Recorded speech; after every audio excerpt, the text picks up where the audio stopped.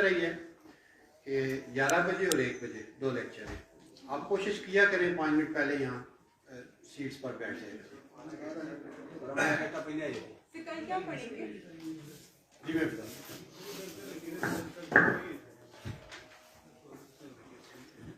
अभी कमर सब्जवारी साहब आपको एडवोकेसी स्किल्स पे लेक्चर देंगे और कल पहले जो हमारे स्पीकर है हकीम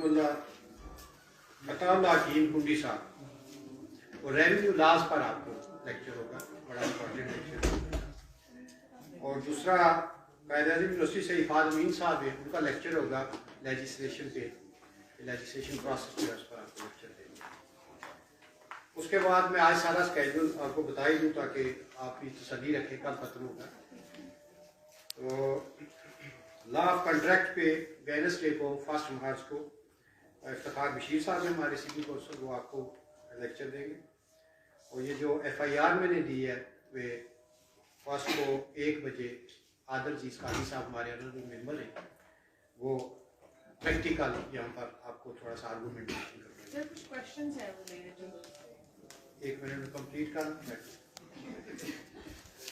तो थर्सडे को हम क्लोज करेंगे और ये कंप्लीट हो जाएगा कोर्स। हम कोशिश कर रहे हैं कि सेनेटर एक्स सेनेटर है हमारे मुस्तफ़ा खोकर साहब, ह्यूमन राइट्स कमेटी के, वो सेनेट में चेयरमैन भी थे, हमने रिक्वेस्ट की है कि वो आए, वो ह्यूमन राइट्स पर एक लेक्चर भी देंगे और क्लोजिंग सेरेमनी की होगी।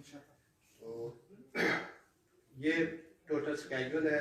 कल भी आपके 2 लेक्चर, परसों भी 2 लेक्चर, और लास्ट में जो है लास्ट एक ही हमने रखा है। तो क्लोजर करके सारे मेंबर्स, ऑनरेबल वाइस चेयरमैन सब मेंबर्स भी आएंगे और हम उसको एक अच्छे तरीके से क्लोज करेंगे इसको। उसके बाद अभी हमने रिक्वेस्ट की हुई है, चूँकि कमेटीज़ नहीं बनती हैं हर साल, तो ऑनरेबल जज अभी अपॉइंट नहीं हुए एनरोलमेंट कमेटी के, जैसे ही हमें वो इन्फॉर्म करते हैं registrar high court appointment of जज की, उसके फ़ौरन बाद आपके इंटरव्यूज़ जिनके ड्यू है उसको हम कॉल करेंगे। और जो आपके फ़ोन नंबर्स हैं उनको ओपन रखिएगा, क्योंकि 3 मोड यूज़ करते हैं, व्हाट्सएप, SMS और कॉल। और अगर कोई रह जाए, किसी का फ़ोन बंद हो, तो फिर वो मिस कर देगा चांस, फिर अगले पर उसका बारी है। कंटिन्यूस 3 दफ़ा कोई ना आए तो फिर वो फाइल उठा के हम उसे रिकॉर्ड में रिकॉर्ड रूम में भेज देते हैं। अनटिल अनलेस वो आके रिक्वेस्ट ना करे, फिर उसको हम नहीं करते इंटरटेन। आई थिंक मार्च में हो जाएगी। सर ये जो हमने एक तरह का moot court he I think present करना है, सो उसमें जो पार्टीज हैं उनकी प्रेजेंटेशन किस तरह होगी, लाइक 1 by 1 और इन ग्रुप्स, और आर यू सपोज्ड टू आप प्रोसिक्यूशन के मेंबर्स कुछ ग्रुप्स बनाएंगे? देखिए उसी दिन तय कर लेंगे, कैसा इज वेरी फ्रेंडली, आपके ग्रुप्स भी बना लेंगे, आपको वो सुनेंगे भी और आपको कुछ लीड भी करेंगे, ठीक है ना।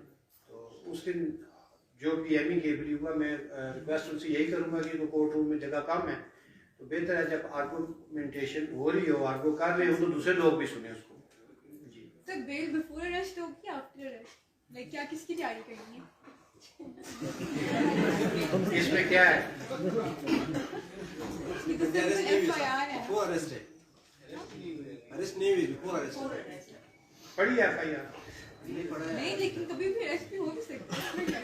आप आफ्टर अरेस्ट की तैयारी कर लें। मैं दोनों को कह रहा हूँ, बिफोर की भी आफ्टर की भी। जी अभी तक अरेस्ट नहीं हुई ना। इसके बाद एक और BBC होना है, इसके बाद हमारे इंटरव्यूज होंगे, या हमारी जैसे कंप्लीशन हो गया हमें इंटरव्यूज कॉल आना शुरू हो जाएगा? मैं एक क्वेश्चन समझ गया। इसके बाद कोई BBC एक और भी होगा जो काफी और भी स्टूडेंट्स हैं ना, इसके बाद देखिए आपका जो बैच है ये कंप्लीट हो गया, आपका बैच कंप्लीट हो गया। जिन लोगों ने लॉ गेट कर लिया है, जिन लोगों ने ओवरसीज डिग्री है वो C भी साथ करेंगे कर लिया है, जिनके 6 माह पूरे हो गए उनका कंप्लीट हो गया, अप्रेंटिसशिप भी कंप्लीट हो गई, एग्जाम्स भी, और आपका bar vacation. So you said Wednesday is the last day? Thursday Thursday is the last. Thursday, ठीक है। तो कोशिश करें ये अगले लेक्चर से फिर अपनी अटेंडेंस पूरी करें। और चूँकि टाइम इज़ गोइंग, मैं रिक्वेस्ट करूँगा हमारे एक्स वाइस चेयरमैन और मौजूदा चेयरमैन लीगल एजुकेशन कमेटी जनाब सैयद कमर हुसैन शाह सब्ज़वारी साहब तशरीफ़ लाएँ, अपने लेक्चर का आगाज़ करें।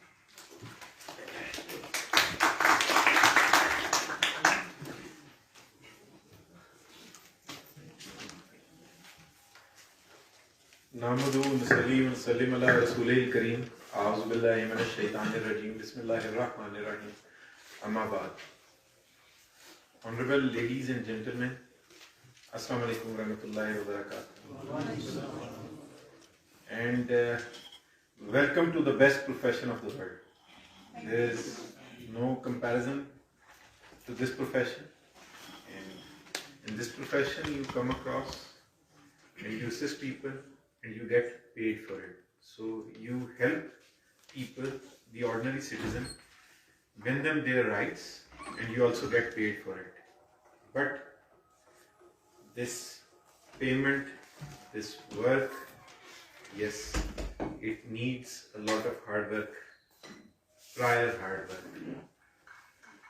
Overnight nothing will happen. So let me tell you that overnight nothing will happen. Like any other profession, अजान का इंतजार कर लेते थोड़ा सा।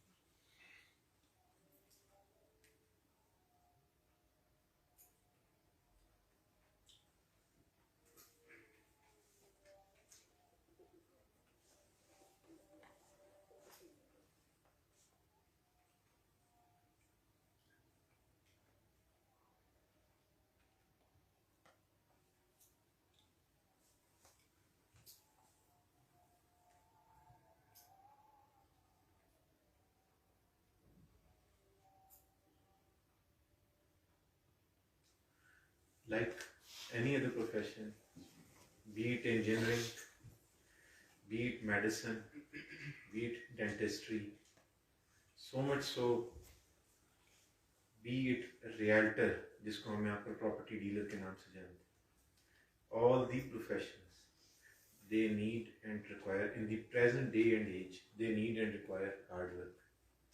So let me be very frank. आपने डिग्री कर ली, आपके डिग्री के बाद ये 3-4 मराहिल जो टेस्ट हैं, कुछ लोगों ने सी लॉ भी साथ किया है, कुछ ने लॉ गेट भी किया है, और फिर एक इंटरव्यू का मरहला है, उसके बाद आप बाकायदा एक एडवोकेट के तौर पर आपको लाइसेंस ग्रांट हो जाएगा और आप अदालतों में मासवाए हाई कोर्ट के और सुप्रीम कोर्ट के, आप पाकिस्तान भर की ट्रायल कोर्ट्स में आप एज एन एडवोकेट पेश हो सकेंगे।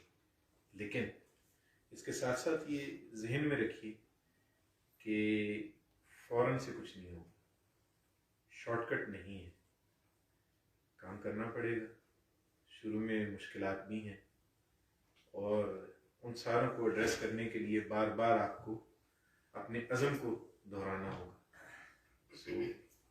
और ये मैं ये समझता हूँ कि आप किसी भी प्रोफेशन से आजकल के वक्त में कंपेयर कीजिए तो ऐसे ही है, कोई भी आसानी नहीं है। मेडिसिन वाला भी अगर नहीं पढ़ रहे हैं कोई डॉक्टर साहिबान, तो बेहतर तौर पर डायग्नोसिस और प्रोग्नोसिस नहीं कर सकते हैं कि किस तरह चल रही चीज़ें।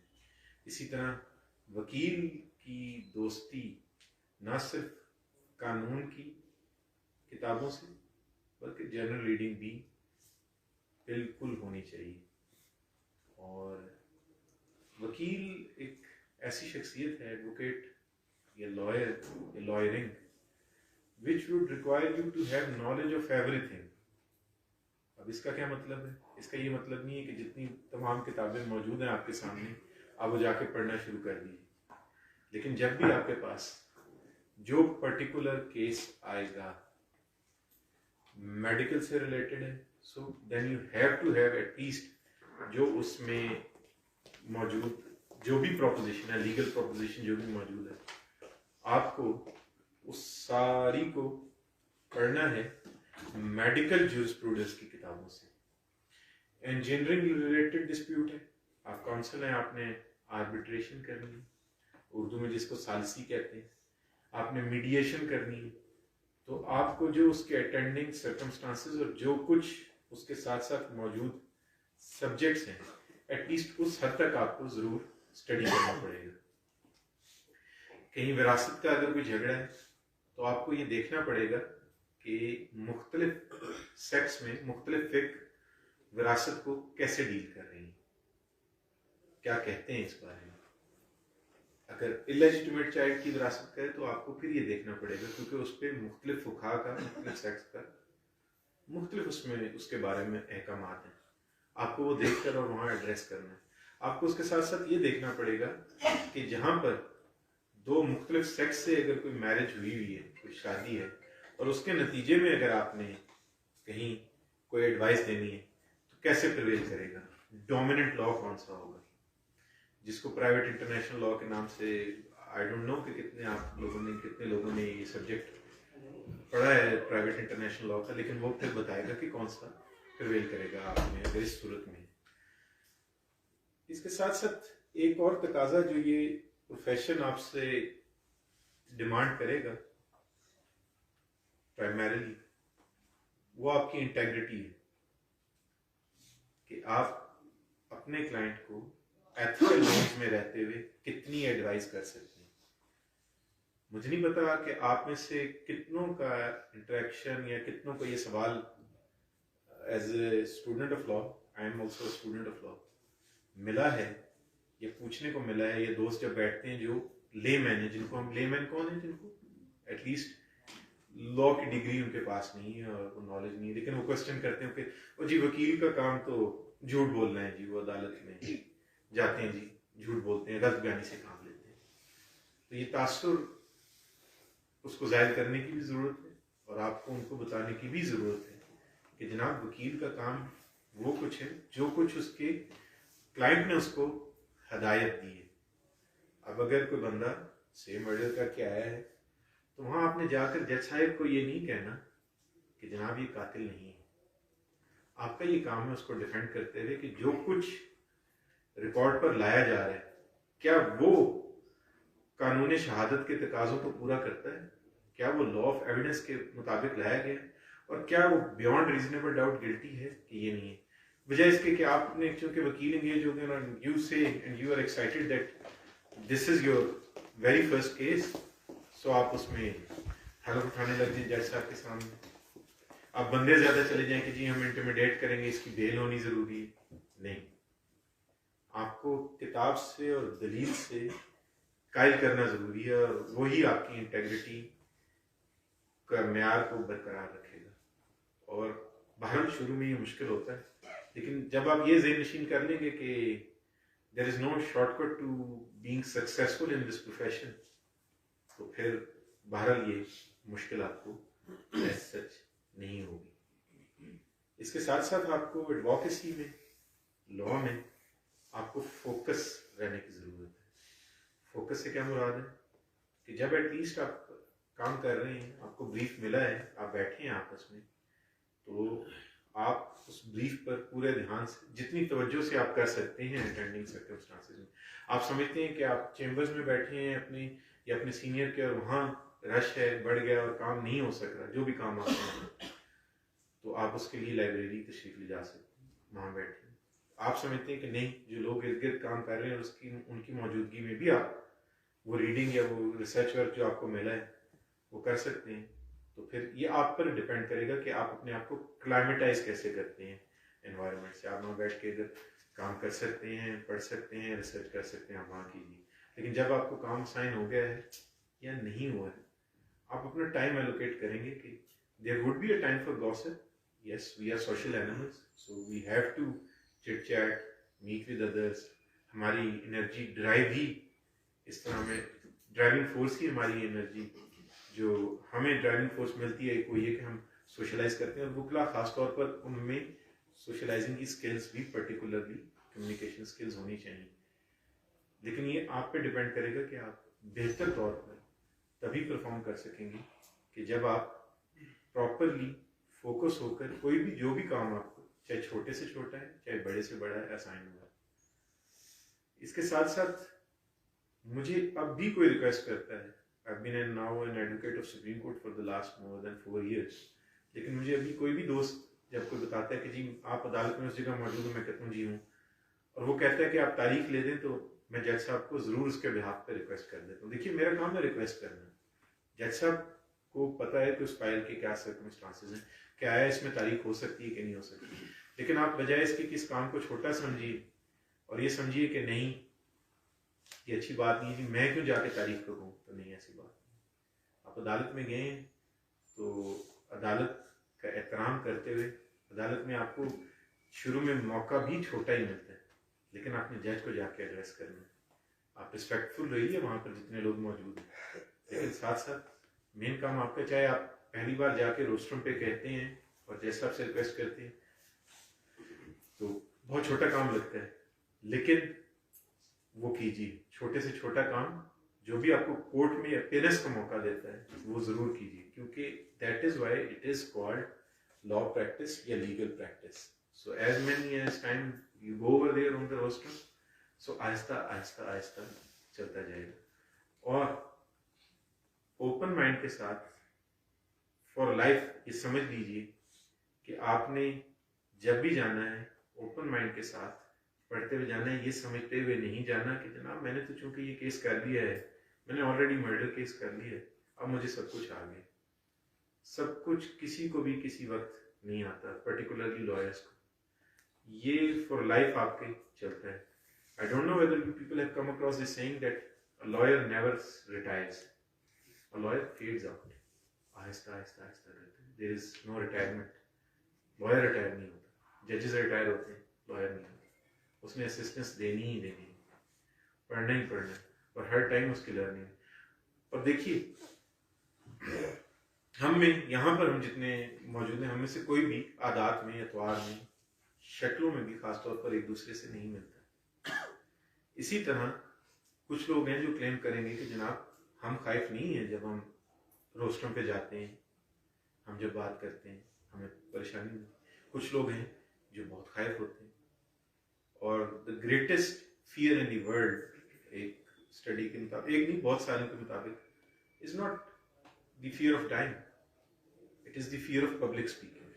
आप लोग वकील बन रहे हो तो यस, पब्लिक स्पीकिंग ही इसका काम है. आपको जो स्टेज टाइम मिलेगा उसमें आप कितने अच्छे तरीके से ये परफॉर्म कर सकते हैं, ये आप पे डिपेंड करेगा, आपकी तैयारी पे बहुत ज़्यादा डिपेंड करेगा. So I once read about an American trial lawyer, और वो सक्सेसफुल अमेरिकन ट्रायल लॉयर थे फॉर द पास्ट 4 decades, 40 साल से ज्यादा से कर रहे थे. लेकिन in the book he wrote that every time I get to prosecute someone or to defend someone, I get anxious. It takes about a minute or 2 for me to get settled in, और फिर मैं comfortable होता हूँ. अब आप इसके ये बात भी 4 decade से काम कर रहे हैं और फिर भी anxious होते हैं, और उसकी वजह है. देखिए आप कभी किसी चीज़ के बारे में anxious होंगे तो फिर आहिस्ता आहिस्ता काम करना भी शुरू करेंगे. जब आप कहेंगे बस हो जाएगा तो फिर हो जाता है. उसमें कई बार आपका तुक्का लगता है, यस बेहतर हो जाता है, लेकिन हर बार नहीं हो सकता. तो उसके लिए आपको जो एक और चीज चाहिए वो डिटर्मिनेशन है. कभी भी रोज आप केस नहीं जीतेंगे, आप तैयारी करेंगे, उसमें अटेंडिंग सर्कमस्टांसेस हो सकता है आपका ब्रीफ बहुत अच्छा हो, लेकिन हो सकता है कि जज साहब का या जज साहबा का मूड आपके साथ ना. लेकिन आपकी तरफ से कोशिश सिर्फ ये होनी चाहिए कि जो कुछ आपने तैयारी की है अपनी एडवोकेसी के लिए, अपनी प्रेजेंटेशन के लिए, उसको कितने बेहतर अंदाज से वो तमाम बात आप जज साहब को या जज साहिबा को बता सकते हैं। आपका काम ये नहीं है कि जब क्लाइंट आपके पास आए तो आप उसको ये कह दें कि जनाबे वाला मैं आपको ये फैसला लेकर दूंगा। आपका ये काम है कि आप इफेक्टिवली एडवोकेट करें उसकी कॉज को। और उस इफेक्टिव एडवोकेसी में क्या है, कोर्ट रूम में हम थोड़ा सा आ जाते हैं। उसके लिए सबसे पहले ज़रूरी है कि आपका अटायर बेहतर हो। ये टाई जो हम पहनते हैं, ये जैकेट जो मैंने पहनी हुई है, आप लोगों ने कोट हम सब ने जो पहने हुए हैं, ये अटायर आपका प्रॉपर, जूते आपके मुनासिब हद तक साफ हो। जरूरी नहीं है, क्योंकि देखिए हमारे यहाँ एक तो डेवलपिंग सोसाइटी भी है, कंस्ट्रक्शन का बड़ा बात है, तो मुश्किल होता है कि जूते साफ रह सकें। इस तरह डस्ट इन दी एयर वैसे ही बहुत ज्यादा है, लेकिन आपको प्रॉपर अटायर में होना चाहिए। उसकी सबसे पहली वजह क्या है, you will yourself feel good and confident. So when you are going to feel good and confident, you will be able to represent your client or client of your senior in a better manner in the court. वहाँ उसको बहुत बेहतर तरीके से।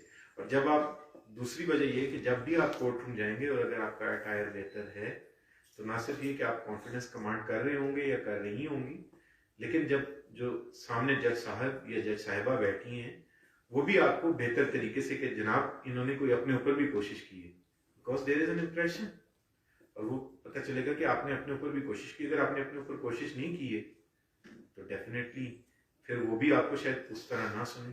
काम तो उसका हो जाएगा, जो भी क्लाइंट जिसको आप रिप्रेजेंट करने चाह रहे हैं जा रहे हैं, चाहे वो आपका है चाहे आपके सीनियर का है, वो वन वे और दी अदर कोई ना कोई चीज जज साहब ने तो या जज साहिबा ने तो डिसाइड करनी है, लेकिन कितनी इफेक्टिवली डिसाइड करनी है वो डिपेंड आप पे करेगा। आप जाते हैं और जज साहब या जज साहिबा आपका इतनी ठीक है हो गया, उसका ये मतलब है कि आपने कोई फर्स्ट इंप्रेशन ऐसा बनाया कि वो आपसे कोई बेहतर असिस्टेंस की तवक्को नहीं कर रहे हैं या कर रही हैं। तो ये आपको बहुत बड़ी जिम्मेदारी एक सेंस में आती है कि यही आपको मुमताज करती है। आजकल एक डिबेट बहुत चली हुई जी कि गाउन यहाँ बड़ा गाउन को खत्म किया जाए जी, गाउन यहाँ पर नहीं है और ये कॉलोनियल एरा की निशानी है। लेकिन इसका दूसरा एस्पेक्ट कभी भी किसी ने नहीं देखा कि गाउन आपको भारत गर्मियों में इसीलिए नहीं पहनाते और कहते हैं क्योंकि गर्मियों में ऑलरेडी ये ड्रेस भी काफ़ी हम मुश्किलात का सामना इसमें करते हैं, तो ऊपर से गाउन हो तो बड़ा तकलीफ दे होता है। लेकिन अदरवाइज अगर मौसम हमारा ऐसा ना हो तो हम गाउन शायद थ्रू आउट द ईयर पहने, बिकॉज ये आपको बाकी वेल ड्रेस पीपल या लोगों से मुमताज करता है, तो डिफ्रेंशिएट करता है कि जनाब ये वकील साहब ये वकील साहबा जा रहे हैं। एंड यहाँ पर चूंकि हम एज अ सोसाइटी इर्तिकाई मराहल में हैं, तो थोड़ा सा वकीलों का भी तबका मुतासर हुआ है।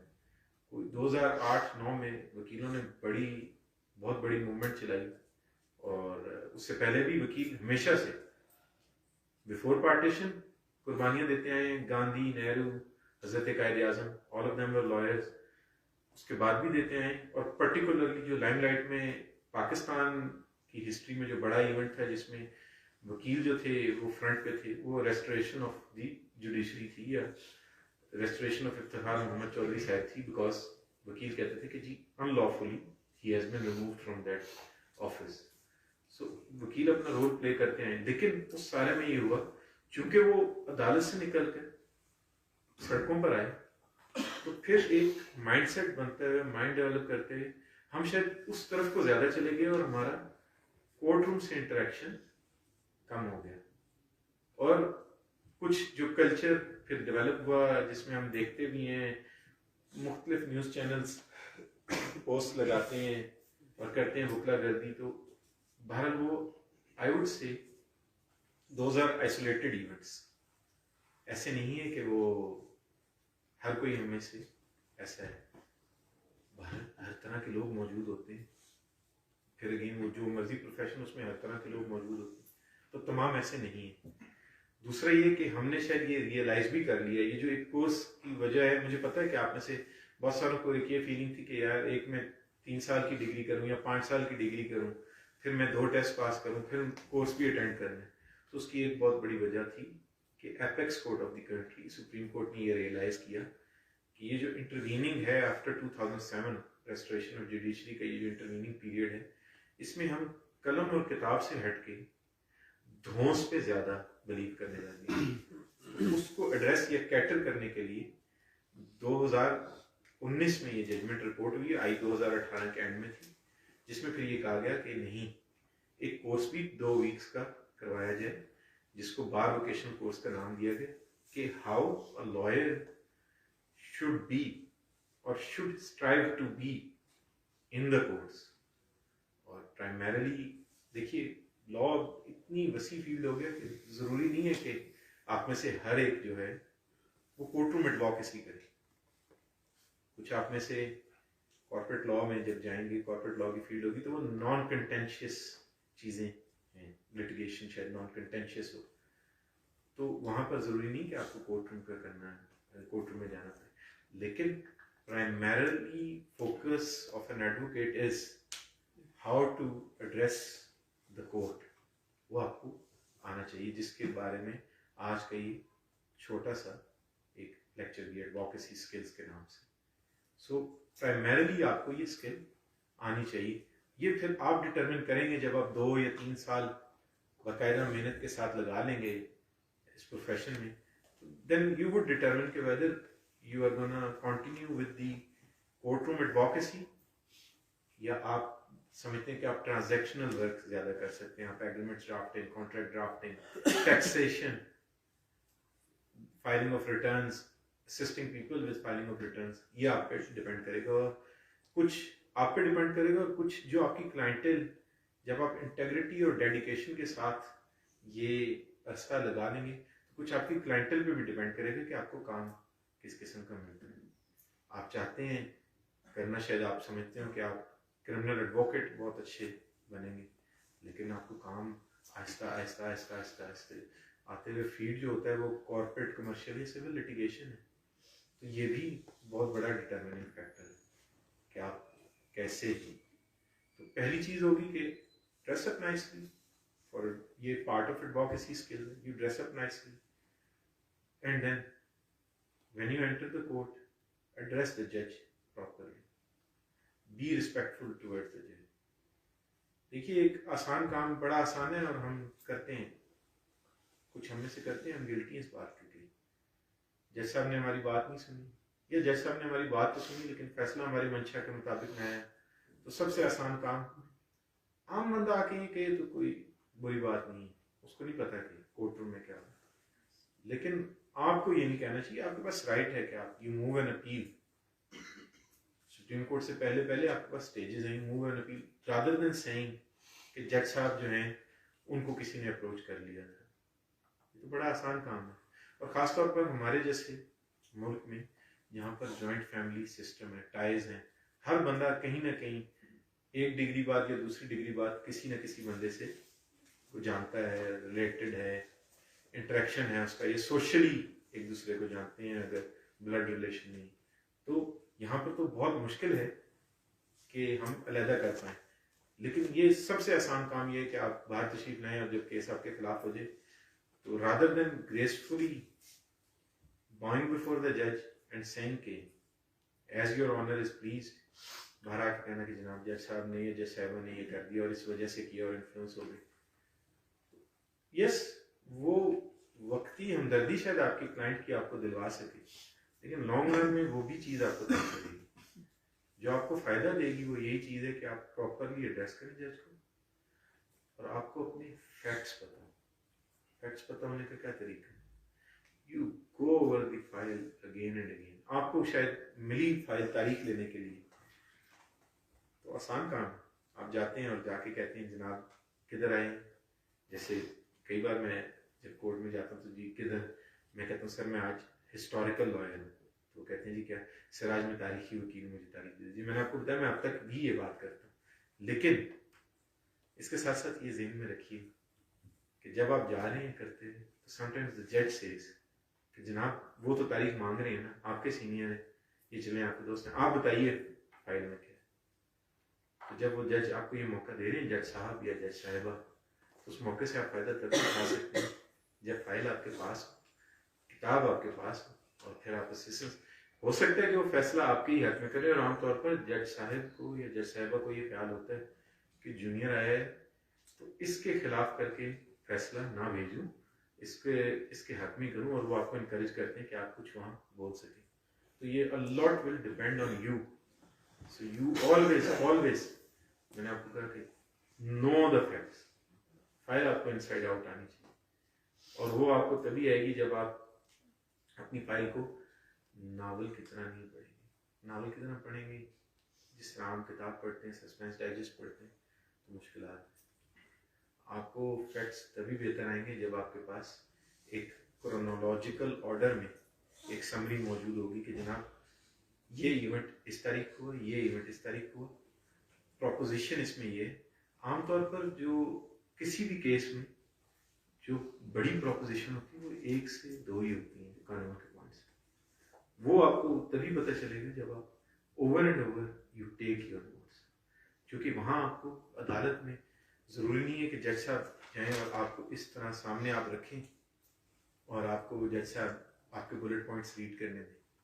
जजमेंट से तो शायद पढ़ने देंगे, लेकिन ज़रूरी नहीं कि तारीख को आपको रेफर करने दें, क्योंकि अगर किसी ने इसी तरह पैरट लर्निंग करके ही वहाँ जाके रीगर्शिएट करना है, सिर्फ उगल ही देना है, तो उसके लिए आपके वकील होने की ज़रूरत तो नहीं है, आपके एडवोकेसी स्किल्स का कोई मसला नहीं। वो तो फिर टेप में रिकॉर्ड करके क्लाइंट खुद ही ले आए और आगे जाके कह दे। क्लाइंट से जो आपको डिफ्रेंशिएट या मुमताज़ करेगी चीज़ एक लेमैन से जिसको आप प्रेजेंट करने जा रहे हैं, वो आपकी प्रेजेंटेशन स्किल ही होगी कि आप कितने बेहतर तरीके से without referring to your notes. Yes, ये हार्ड एंड फास्ट रूल नहीं है, because in some cases you would need to refer to your notes.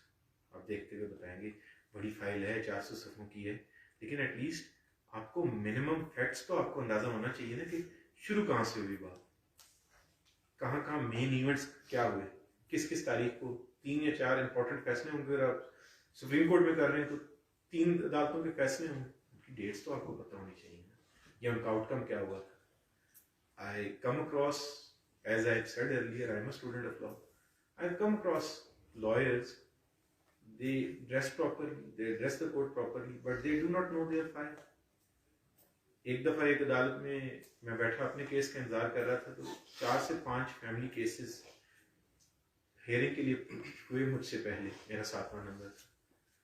उन 4 या 5 केसेस में यही था कि जनाब मेंटेनेंस का, जो कि डाइवोर्स हो गई या डाइवोर्स नहीं हुई लेकिन खातून गैर आबाद हो गई, तो वो अपने खामन से खर्चा मांग रही थी कि वो उनको, और बच्चों का खर्चा भी मांग रही थी कि वो मेंटेन करना खामद की जिम्मेदारी है। लेकिन किसी एक भी वकील साहब को अनफॉर्चुनेटली ये नहीं पता था कि खर्चा निचली अदालत ने क्या मुकर्रर किया। अगर आप यही कह रहे हैं कि वो ज़्यादा मांग रही हैं और अपील कर रहे हैं, तो एटलीस्ट आपको ये तो पता होना चाहिए ना कि 18,000 मुकर्रर किया है, 19, चले नहीं पता होगा निकल जाता है, ज़रूरी नहीं हर बंदा ये याद रख सके, मुश्किल बात, लेकिन कहीं लिखा तो फिर होना चाहिए ना कि आप उसको देख के बता सकें। जब आप ये भी नहीं बता सकेंगे तो फिर आप में और आम आदमी में क्या फर्क है? वो खुद अपना केस क्यों ना कर ले, उसने आपको क्यों वकील किया? So you have to know the facts आपको, और उसके लिए यही कि आप बार बार लिखें, उसको बार बार नोट्स बनाएं। आप इतनी बार बनाएं कि अगर 400 सफ़े की फाइल है तो पहले नोट्स शायद आपके नोट्स बनाते हुए शायद आपके 40 सफ़ों में नोट्स बने, उन 400 सफ़ों को समेटते हुए। अल्टीमेटली गुड नोट्स होंगे जो एक सफ़े पे आएंगे। अगर वो सफ़े से बढ़ रहे हैं तो बहुत मुश्किल है कि आप उनको रेफर कर पाएँ। ख़ासतौर पे जैसे जैसे कोर्ट हायरार्की में बढ़ती जाती है तो वहाँ पर टाइम घटता जाता है। अदालतों ने बहुत सारी चीज़ें हाई कोर्ट में देखनी होती हैं, सुप्रीम कोर्ट के पास आपको लिमिटेड टाइम है, वहाँ आपको क्वेश्चनिंग हो रही है करते हुए, तो उसमें आपके 40 सफ़ों के नोट्स में आप कहाँ से ढूंढेंगे कि क्या आंसर है। सो उसका तरीका यही है कि always practice. The other golden principle is you have to be courteous and patient. जल्दबाजी नहीं हो सकती। You have to be courteous to the judge always. बहरहाल खुदा का अता करदा इख्तियार वो एक्सरसाइज कर रहे हैं या कर रही हैं, और ये कि जी आप वहाँ पर अनकूथ होके या गलत तरीके से, गैर मुनासिब तरीके से एड्रेस करें, नामुनासिब होगा। तो भारत ओहदे में तो वो बड़े हैं ही हैं, जैसे चाहे वो ट्रायल के हों जज और मैं एडवोकेट सुप्रीम कोर्ट हूँ, लेकिन ओहदे में वो बड़े हैं क्योंकि लोगों के मुकद्दर या तकदीर का फैसला वो जज साहब या जज साहिबा कर रही है। तो ये कहना कि चूंकि मैं एडवोकेट सुप्रीम कोर्ट हूँ और इसलिए मैं इन पे हावी हूँ, नहीं, ये बात नहीं। हावी आप जज साहब पे भी, दूसरे बंदे पे भी, ऑपोजिट काउंसिल पे भी तभी हो सकेंगे जब आपको अपनी फाइल पता होगी, वो आप हावी हो सकेंगे। ये कोई रेसलिंग नहीं है जिसमें आपने उनको गिरा कर कोई सबक देना है दूसरे बंदे को। वो तभी हो सकेंगे जब आपने केस फाइल ध्यान से पढ़ी, आपको तमाम फैक्ट्स पता है। अगर आपको वो नहीं पता और प्रॉब्लम है तो फिर वो आप पे हावी होंगे और आपके लिए प्रॉब्लम होगी। So you have to be respectful towards the जज, to the court room staff, to the opposite counsel. जब आप यूं कर पाएंगे और जितना भी आराम से आप एड्रेस कर पाएंगे और सबर का दामन हाथ से नहीं छोड़ेंगे तो आपके लिए बेहतर है। क्योंकि आपने आज एक केस करना है, कल फिर जाना है। एक और अहम बात, बहुत अहम बात, कभी भी कोर्ट को मिसलीड करने की कोशिश नहीं की। ये ना समझिए कि ये वाला कागज चूंकि ये कराची में चीज हुई है तो ये जज को नहीं पता चलेगी। हो सकता है कि आप लकी हो, नहीं पता चलेगी, सुप्रीम कोर्ट तक हो सकता है ना पता चले, लेकिन जब पता चलेगी तो ये याद रखिएगा कि वो जजेस साहिबान जब भी बैठेंगे तो आपके बारे में कहेंगे कि जनाब फलां शख्स आया और उसने ये देखो मुझे दवा लगाने की कोशिश की। खुद वो जज साहब या जज साहबा कैसे भी हों, लेकिन आपको वो फिर नहीं भूलेंगे। आइंदा जब भी आप जाएंगे उस कोर्ट में तो दूर से उनको याद रहेगा कि ये वो है शख्स या ये वो लेडी लॉयर हैं, फीमेल लॉयर हैं, जिन्होंने ये चीज मिस इन्फॉर्मेशन, डिस इन्फॉर्मेशन, ये चीज सप्लाई नहीं की। इसकी एक बहुत छोटी सी मिसाल मेरे सामने, कोविड के दिनों में a female was asking for a bail from the Supreme Court, 60 lakh का चेक। मैंने एक दिन, मुझे कहा गया, मेरे क्लाइंट भी हैं, मेरे रिलेटिव भी हैं, उन्होंने मुझे कहा कि आप ये केस कर दीजिए। तो मैंने कहा जी कि आप तारीख ले दीजिए सुबह जाके। तो मैंने उनको बताया कि सुप्रीम कोर्ट में खासतौर पर वकील जब चला जाए तो वहाँ तारीख का तस्वुर नहीं। आप मुझे फाइल दीजिए, मैं कोशिश करता हूँ कि आपकी नुमाइंदगी बेहतर तरीके से मैं कर सकूँ। खैर ओवरनाइट फाइल अरेंज हुई, वो फैसलाबाद से चले। फैसलाबाद में वो खातून इनकारसरेटेड थी, हाई सोसाइटी की लेडी थी, चेक्स मुख्तलिफ दिए थे। एयरपोर्ट में दुबई की फ्लाइट बोर्ड करते हुए गिरफ्तार हुई और तकरीबन 1.5 साल से अंदर थी। खैर एनीवेज, सिर्फ इस बात पे बेंच मेरे साथ हुआ। बेंच ने कहा, जब शुरू हुआ तो ऑनरेबल बेंच ने मुझसे पहला क्वेश्चन ये किया कि भाई ये खातून है, इनको बेल क्यों ना दी जाए? हम इनको बेल दे रहे हैं, हमने कल बताया भी था ये जो साथ तशरीफ लाए हैं, इन्होंने हमें कहा कि हमें वकील करने का मौका दीजिए। तो चले मैं आपको उनके अल्फाज में बता देता हूँ। अभी वो जज साहब रिटायर हो गए हैं, मलिक मंजूर साहब, वेरी ग्रैंड जूरिस्ट, बहुत अच्छे, खास तौर पर क्रिमिनल जूरिस्प्रूडेंस में बहुत बड़ा नाम था, बहुत अच्छा वो करके गए नीचे से ऊपर तक उनका कैरियर, हाई कोर्ट से सुप्रीम कोर्ट के जैसे। उन्होंने कहा जी कि मैं इन्होंने क्या सी कल दसिया है वकील साहब कि तुसी वकील कर लिया, फैसला यही होना है। मैं कहा जी सर आप बजा फरमाते, लेकिन ये देख लीजिए। मैंने उनको क्या दिखाया? मैंने उनको दिखाया कि सर ये जो आपके सामने पिटिशन आई है, this arises out of the second bail petition before the high court. पहली वाली को इन्होंने कभी ये सेल ही नहीं किया। तो उन्होंने कहा, फौरन वकील साहब को शायद अंदाजा था, तो उन्होंने कहा नहीं ये मैं आज लेके आया हूँ। यूं इसी तरह हाथ लगा के मैं साथ खड़ा था, उन्होंने जैसा कोई दिखाया, नहीं नहीं ये मैं आज लेकर आया हूँ।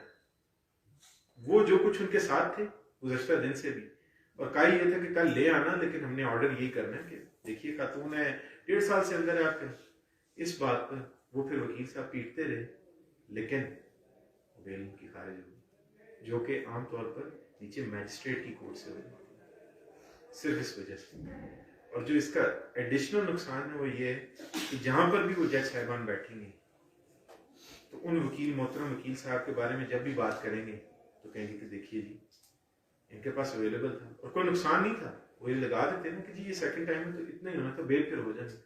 सिर्फ इस बात पर उस खातून को बेल डिनाई होगी कि supply of information was incorrect. तो आपको बहरहाल ये ख्याल रखना है कि जो कुछ आप कोर्ट के सामने लेके जा रहे हैं वो बेहतर हो, वो सच पे मबनी, वो होल्ड ट्रुथ हो। जब भी आप होल्ड करेंगे इंफॉर्मेशन तो एक बार दो लग जाएगा, दो बार हो जाएगा। जैसे एक सेइंग है ना, you can fool some of the people some of the time, you can fool all of the people some of the time, but you cannot fool all of the people all of the time।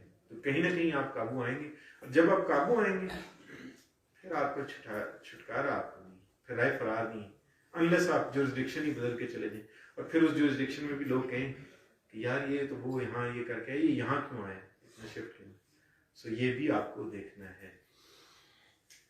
Again reiterate करता हूँ, respectful, ये आपका wrestling competition नहीं है कि जनाब pot shots लेने की जरूरत नहीं है।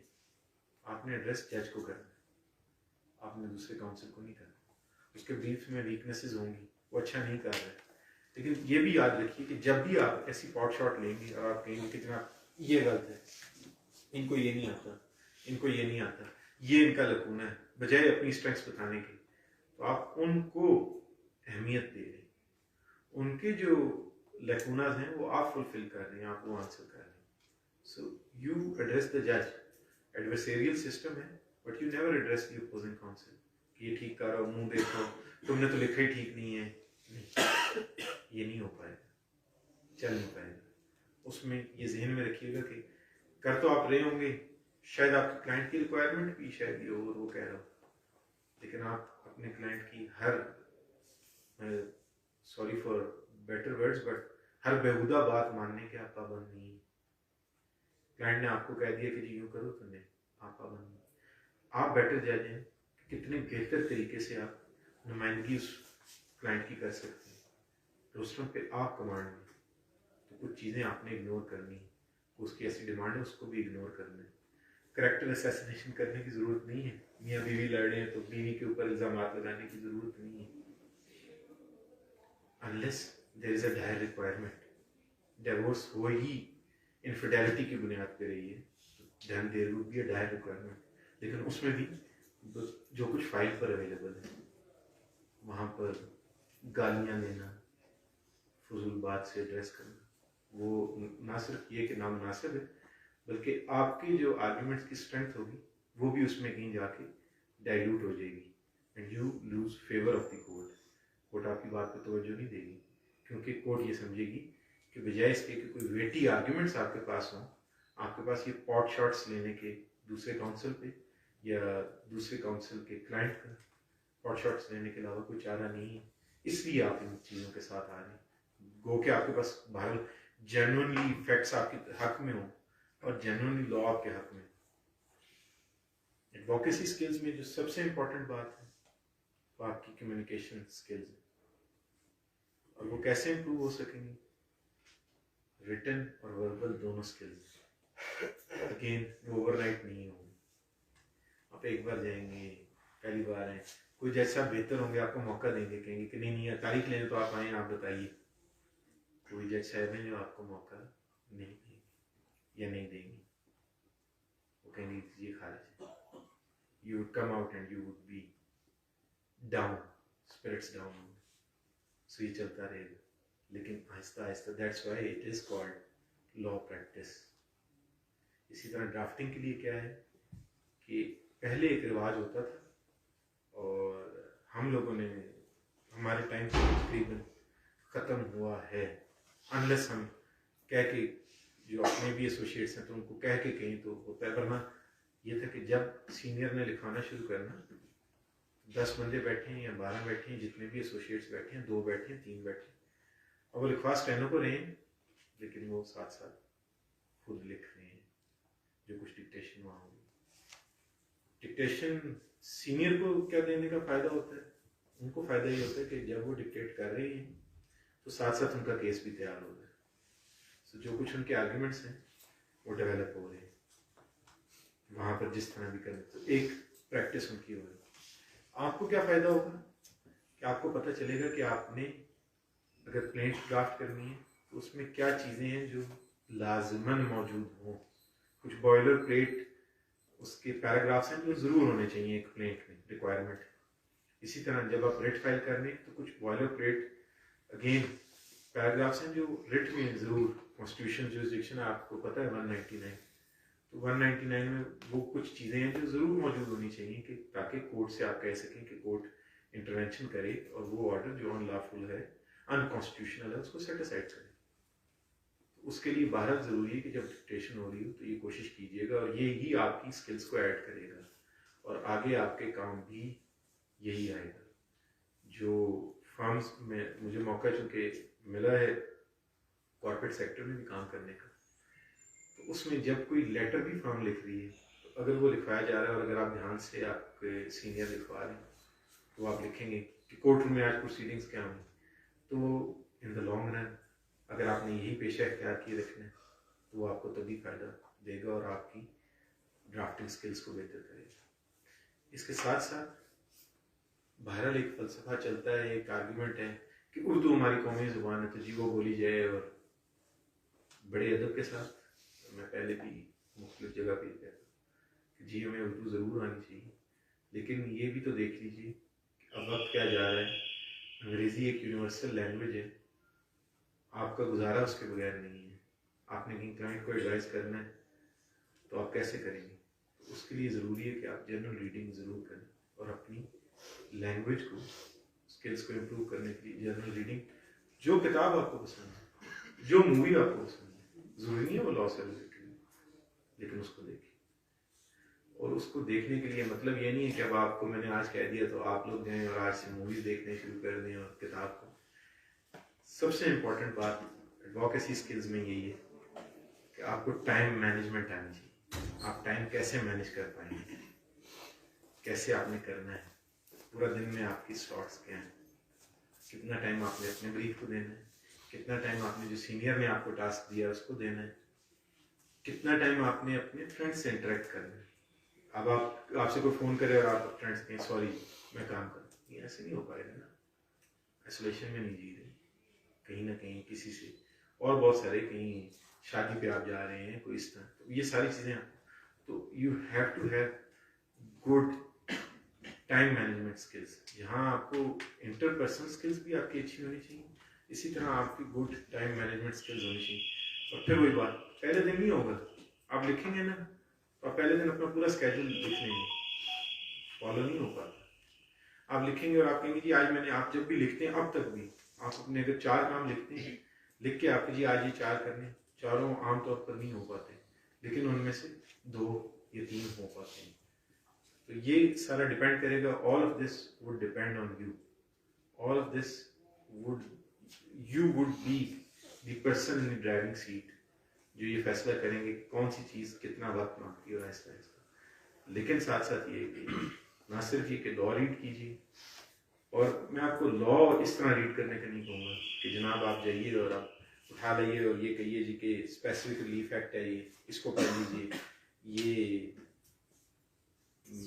CRPC इसको पढ़ लीजिए, पूरा आपको आ जाएगा, आप इसको गो थ्रू कर लीजिए। You would come across people in this field, you would come across people जिनको CPC में से वो आपको जुबानी बता सकेंगे कि जी ये चीज़ है, ये चीज़ है, ये चीज़ है, बट बहुत कम उनमें से होंगे जो लॉ प्रैक्टिस कर रहे होंगे। I have come across a lawyer in Pindi जिनको डिक्शनरी जुबानी याद थी, लेकिन केस कितने किए तो जवाब था कि नहीं, 0/0। तो बहरहाल ये बहुत ज़रूरी है और आपके लिए ज़रूरी है कि आप उसको मैनेज कैसे करते हैं। CPC पूरी पढ़नी, आपको ज़ुबानी आनी याद नहीं, ज़रूरी नहीं है ज़ुबानी याद नहीं। ज़रूरी है कि जब आपको CPC से मुतल्लिक सिविल डिस्प्यूट कोई है तो आपको ये पता हो कि आपने CPC में कहाँ जाके वो देखना है, या आपके अंदर ये ख्वाहिश हो। ज़रूरी नहीं है कि आपको वो पता भी हो, हर बार नहीं पता हो सकता, नहीं आता है ज़हन में नहीं, लेकिन आपको, so that is why it is important. It is not important to know every law, but it is important to know where to find the law. So the answer, वो सही जगह पहुंचना आपका बहुत ज़रूरी है। रिसर्च स्किल्स आपके लिए एडवोकेसी में रिसर्च स्किल्स भी उतनी लाजम मलूम है जितनी आपकी रिटन और ओरल या वर्बल स्किल्स इंपॉर्टेंट है। जितनी अच्छी आपकी रिसर्च स्किल्स होंगी कि मैंने कहाँ जाके ढूंढना है, कहाँ कौन सी पर्टिकुलर किताब में मुझे किस चीज़ का आंसर मिल जाएगा, तो वो है। लफ्ज़ ऑब्लिवियन एक मूवी भी है, आम से एक लफ्ज़ है ऑब्लिवियस, उर्दू में आम तर्जुमा ये है कि पता ही नहीं है, ला इल्म, आम तर्जुमा ही। लेकिन ये जब मैंने पहली बार came across it 2006-7, so my senior asked me कि इसकी एटमोलॉजी देखो जाके, तो फिर पता चला कि ऐसे नहीं है, और उन्होंने क्यों कहा, and he gifted me a book on Greek mythology. अब ऑब्लिवियन क्या है, जब कोई बंदा वहां जब मर जाता था इन दैट एरा, तो उसके मरने वाले के आंखों पर 2 गोल्ड कॉइन्स रखे जाते थे, जो कि स्टाइक्स, आपने शायद वो कैरेक्टर देखा भी हो, कोई एक वो औजार उठाया हुआ है और वो लेने आ रहा है रूहों को और पकड़ के ले जा रहा है, जो कि उसका खर्चा या अखराजात थे जो कि उस रिवर को क्रॉस कराता था। रिवर का नाम गालबन स्टाइक्स से उसको कहते हैं, वो जो आपने देखा कि वो ढांचा उठाए हुए एक होता नहीं, हाथ में उठा रहे, सॉरी जी ग्रीम रीपर, वो रिवर जो है वो स्टाइक्स है जिसको उसने क्रॉस कराना है। और वो जो 2 कॉइन्स अगर उस बंदे की आंखों पर नहीं रखे गए, हर बंदा तो अफोर्ड नहीं कर सकता था, गुलाम बकायदा होते थे, सर्वेंट्स की तो बात ही नहीं, गुलाम होते थे, एज अ कमोडिटी इंसान डील होता था। तो वो कहते थे कि जिनको किराया नहीं दिया गया, जो साहिब हैसियत लोग नहीं हैं, वो पार नहीं कर सकेंगे रिवर स्टाइक्स, और ग्रीम रीपर उनको कहीं और ले जाएगा, तो वो बेहतर ये हेवन में नहीं जा सकेंगे। तो वो जो बंदे जिनको वो कॉइन्स नहीं मिलते थे, वो those were in the state of oblivion, कि वो कहीं गुम हो जाते थे और अपनी मंजिल पे नहीं पहुंच पाते थे। लॉ में रोज आपको नई लफ्ज आपके सामने आएंगे। कोशिश आपने ये करनी है कि जिस ब्रीफ पे आपको काम करने का मिला है मौका सीनियर की तरफ से, उसमें जो कुछ भी आप पढ़ें, अब तो बहुत आसान है। Back in 2007 I bought that, जिसमें वो थिसॉरस और वो प्रिंटेड, अब तो एक उस हिसाब से सस्ती भी है टेक्नोलॉजी, और गूगल जिंदाबाद है, ये आपको कहीं ना कहीं किसी न किसी बेहतर साइट पे ले जाएगा। गो, ये ज़हन में रखिएगा कि इसका कतन मतलब ये ना लीजिए कि Google is a good place being a law referencer, no, नहीं हो सकता। गूगल की चीज़ को उठा के आप पेश नहीं कर सकते। मैंने बजाय ये, मैंने जल्दबाजी में किया है, ऑर्डर 37 का सूट आप लोगों ने पढ़े होंगे, जहाँ पर प्रॉमिसरी नोट हो, चेक हो, तो नेगोशिएबल इंस्ट्रूमेंट, तो समरली वो ट्राई होगा, अनलेस वो ऐसे करते हैं और लीव ग्रांट हो जाती है। मैंने जब शुरू किया तो जल्दी में मैंने इसी तरह पढ़ा कहीं से इंटरनेट से, और मैंने वो प्रोविजंस साइट की, जब मैंने करके आर्ग्यू करने जा रहा था तो अब देखा कि यार ये प्रोविजंस तो सीपीसी में तो नहीं है, मेरी वाली सीपीसी में कम से कम जो पाकिस्तान में सीपीसी एप्लीकेबल उसमें नहीं। तो फिर चेक किया तो पता चला कि जल्दी में देखते हुए गूगल में अब तो पाकिस्तानी मुख्तलिफ लॉ साइट्स बहुत सारी हैं जहाँ पर आपको मिलता है रेफरेंस। मैंने जल्दी में ये देखने की बजाय कि वो पाकिस्तानी सीपीसी इंडियन सीपीसी से लीव टू डिफेंड टाइप करके और उसकी सेक्शंस कोड करके चला गया। So Google is not a good reference, but it is a place to start. Good reference आपको हमेशा लाइब्रेरी में, लॉ की लाइब्रेरी में मिलेगा। वहाँ मुख्तलिफ किताबें हैं, लॉ लेक्सिकन है, ब्लैक्स डिक्शनरी है, ये these are good place to start. Civil referencer आपको मिलेगा, क्रिमिनल रेफरेंसर मिलेगा जो कंपाइलेशन में, और वो भी ज़रूरी नहीं है, जो कुछ उसमें दिया होता है ब्रीफ, जिसको हम हेड नोट कहते हैं, वो दिया होता है, और उसकी एक्सप्लेनेशन आपको आगे जाके जजमेंट में पढ़नी है। कई दफ़ा, not all the time, but कई दफ़ा वो हेड नोट जिससे आप पढ़ के जाते हैं और आप कहते हैं बस मेरा तो काम हो गया, लेकिन जजमेंट में वो, और वहाँ ना वो जजमेंट होती है ना वो बात होती है, वो बहरहाल आपको देखना। लेकिन अगर बहरहाल जब आप शुरू करें तो शुरुआत के लिए मैं ये कह रहा हूँ कि लाजमन आपको जब भी आप ब्रीफ आपके सामने आए तो आपके सामने ये चीज़ हो कि यार आपको पता हो कि आपके ब्रीफ में किस चीज़ का, किस लफ्ज़ का क्या मतलब है, क्योंकि उसकी बड़ी implications है। I came across a case, my senior was defending it, जिसमें प्लेंट ने ये लिख दिया, प्लेंटिफ ने, पर हम प्लेंटिफ बेचारा उस टाइम पे एक्यूज हो गया, नैब लॉ में उन्होंने इतना लिख दिया कि कि then he had to pay that person इतने मिलियन रुपीस एज पे बैक।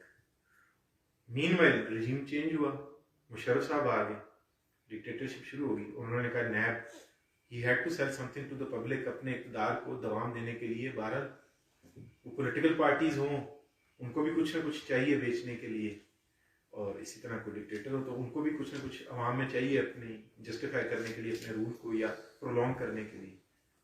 तो नैब ने उसको इस बात पर पकड़ लिया कि करप्शन हुई है या नहीं हुई है, उसने रिसीव किए या नहीं किए। हालांकि लिखा ही हुआ था कि जनाब इसने लिए हैं, वापस किए जाए, और वो कहता था मैंने नहीं की।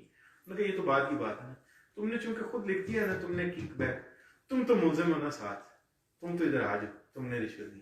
तो वो बंदा को इसको उसकी बेल हाई कोर्ट से हुई, लेकिन लोअर कोर्ट का करते हुए तो उसको 60 दिन जेल में गुजारने पड़े इस बात पर। इतनी इम्प्लीकेशन होती है जो अल्फाज आप लिख रहे होते हैं कि आपकी जान फिर उनसे मुश्किल से छूटती है, आप लाइटली नहीं लिख सकते उसको। लगता यही है, प्रैक्टिस में भी कई बार जब आप जाएंगे तो आपको मिलेगा कि कई वकला साहिबान हैं जो स्टैनस को दे देते हैं, वो कहते हैं कि जी ये लिख दो, वो लिख भी देते हैं। जिस तरह एक स्टैनो साहब ने लिख दिया, सर्विस का मैटर था, और स्टैनो साहब ने लिख दिया कि जनाब he is in a family way. तो हाई कोर्ट के जज साहब ने कहा, पिंडी बेंच में वो केस था, तो उन्होंने कहा जी कि खातून का तो सुना था कि उसको छुट्टी चाहिए और छुट्टी रिफ्यूज हुई है, तो वो रिट भी आती है कि she is in a family way, तो हॉस्पिटलाइज होंगी है, तो ये बंदा फैमिली वे में कैसे हो सकता है। सो वर्ड्स का बहुत ज़्यादा इम्पैक्ट है। So you have to be very patient and very wise. एक और चीज़ जो एडवोकेसी स्किल्स के लिए ज़रूरी है, आपकी एनालिटिकल स्किल्स कैसे डेवलप करेंगे। पढ़ने से भी, जनरल रीडिंग कीजिए, जो चीज़ पसंद है उर्दू लिटरेचर में पढ़िए। मुझे बहुत पसंद है, मुझे नहीं पता कि आपको वो ऑथर कितना पसंद है। अभी तो बिकॉज वो अर्ली 50s में था और इंस्पायर हुआ था 2 ब्रिटिश नॉवेलिस्ट से। एक का नाम है सर आर्थर कैनन डॉयल। किसी को पता है कौन है sir Arthur Conan Doyle? Sherlock Holmes वाला। और एक है, उसको मैंने थोड़ा ज्यादा पढ़ा क्योंकि शर्लक होम्स अब देखने में तो बड़ी इंटरेस्टिंग है सीरीज, पढ़ने में मुझे बोरिंग ही लगी। हालांकि मैंने लिया कई बार उसकी मुख्तलिफ किताबें, लेकिन मैं वो पढ़ नहीं सका। अगाथा क्रिस्टी, वो भी उसी एरा की।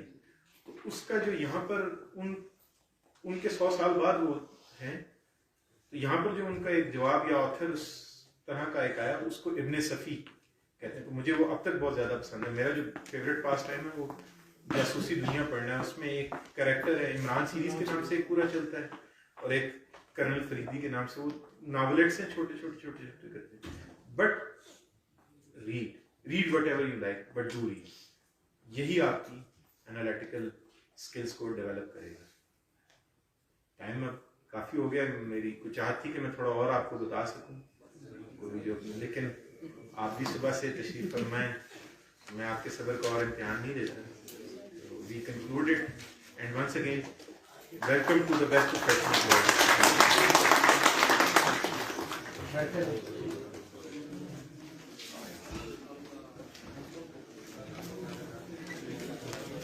Thank you sir.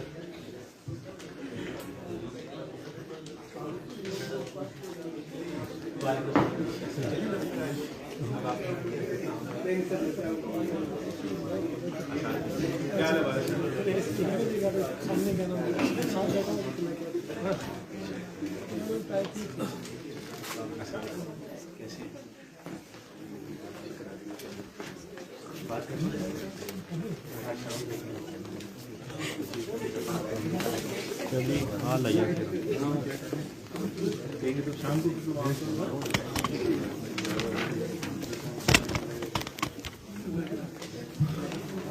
मुझे फोन पर याद करेंगे तो मैं जरूर करूँगा।